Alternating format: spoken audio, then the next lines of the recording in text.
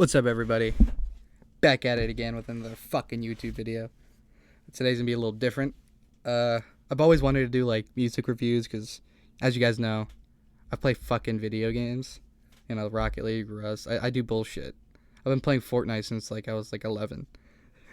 Anyway, I've been wanting to do this because another thing that I like besides video games is music, and I love music. I love hardcore music. So today we're going to be talking about Acid Bath on the Kite String Pops. They have the most unique and disturbing metal albums ever released. The album blends sludge metal, death metal, hardcore punk into southern rock and psychedelic. It has psychedelic influences on it. And it blends it into something that's still difficult to compare to anything else, even decades later. If you've never heard of this album, be prepared. It's very heavy, it's chaotic, it's unsettling, it's emotional. It has very dark themes with the lyrics. The lyrics are very fucked up, which, in my opinion, I fucking love fucked up lyrics. Anyway, I love this album. I love Acid Bath. I've been listening to them since I was 15. Which is a long time. And it's not just heavy. It's fucking just it's an ear fuck, man. It's an ear orgasm. It's fucking awesome. But in this video, I'm gonna give my complete unbiased opinion about this. As much as I love them, there's there's other bands that I love. It's not even my favorite band. It's one of my top fives. Anyway, I'm getting a little sidetracked here. Let's talk about their background.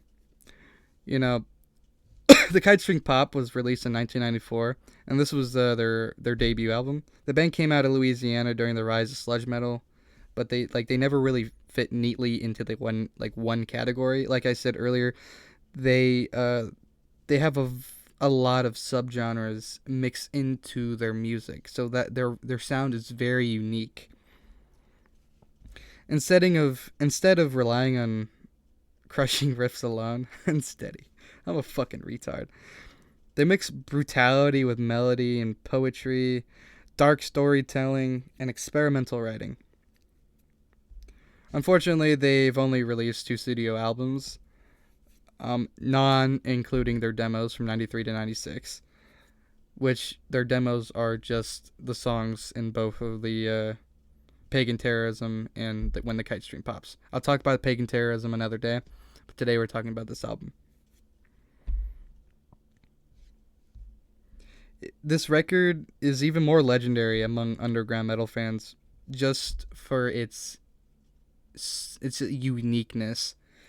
Acid Bath did something no one else had really thought of doing, was mixing, just making it into a fucking mutt. Their album's a mutt. Their whole sound is just a mutt.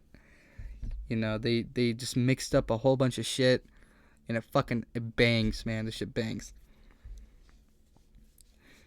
The sound is the first thing that stands out is how unpredictable the album is. 1 minute you're getting slow, crushing, sludge riffs, and then the next you're getting hit with blast beats, punk energy, and surprisingly melodic passages. The guitar tone is filthy in the best way. It's thick, it's fuzzy, it's absolutely massive. Low taper fade. Anyway, the rhythm sections keeps everything grounded while constantly shifting tempos and moods. Nothing feels repetitive. Every song has its own personality to it. Every song is different. Every song it's fucking awesome.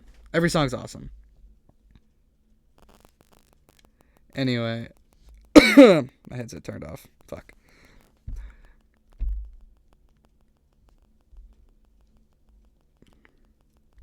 All right. I'm trying to think of what I can say. I'm going off the top of my head right now.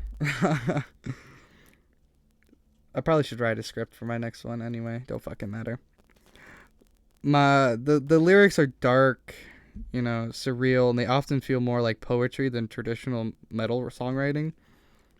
The album explores themes of morality, addiction, violence, mental instability, spirituality, and human suffering without feeling forced or like overly edgy.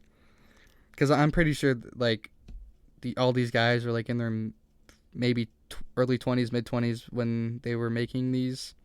I'm not sure though. I gotta fact check that.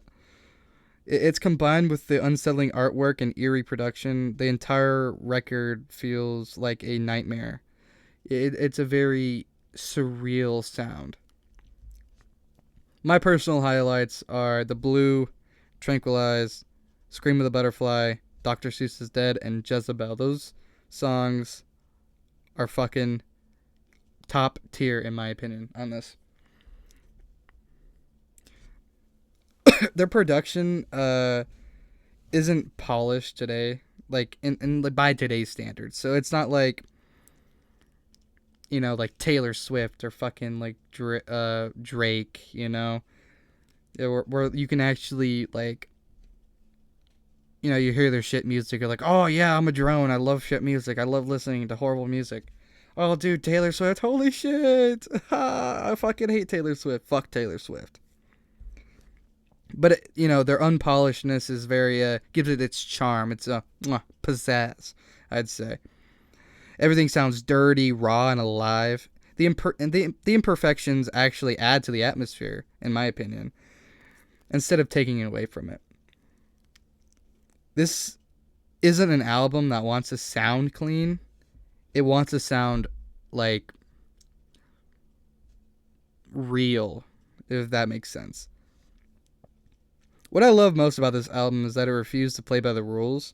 It bends genres and balances heaviness with melody, which is very hard because most, the elitist, the metal elitist, they're like, oh, you're a fucking poser. You like melodic stuff. You're a fucking pussy. I hate you.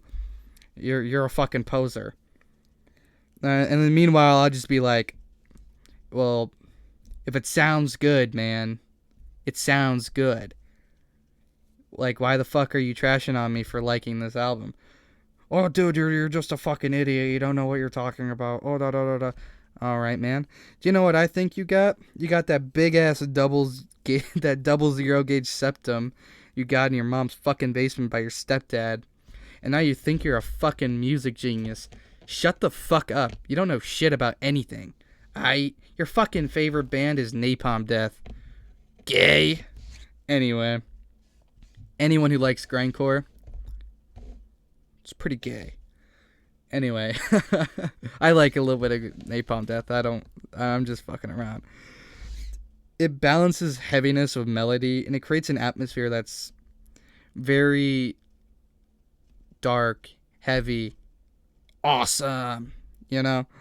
Uh, Even after multiple listens, I love this fucking album. I can't like sometimes when I'm bored or like I want to listen, I'll just throw this exact album on. I wouldn't even put it. I wouldn't even put it in a playlist. I have it in a playlist. I have all the songs in the playlist, but I'll just listen to the album. I notice like little details and throughout the songs, and this is okay. So this is the section where I'm gonna criticize the album a little bit because I can't be too biased on it. I love this album, but it's not easily listenable for new listeners. The abrupt shifts in like raw production and emotional intense songwriting can be overwhelming if you haven't experienced like any kind of straightforward like metal album before. Yeah.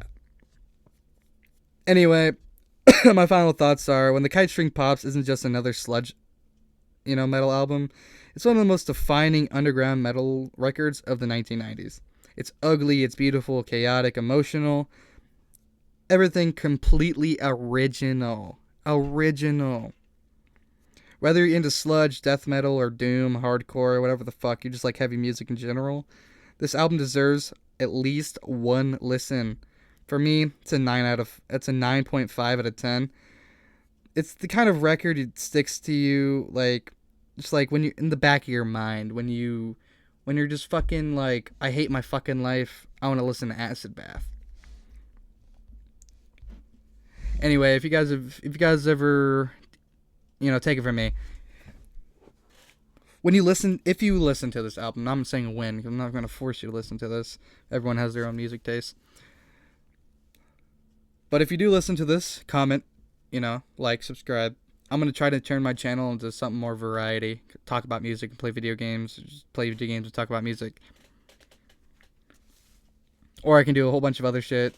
Hopefully by the next video, I'll be able to have a face cam. You guys will be able to see my fucking face. You haven't seen, like, for the OG YouTube fucking subscribers, you haven't seen my face in probably over 8 years. So, thanks for watching. I'll see you in the next one.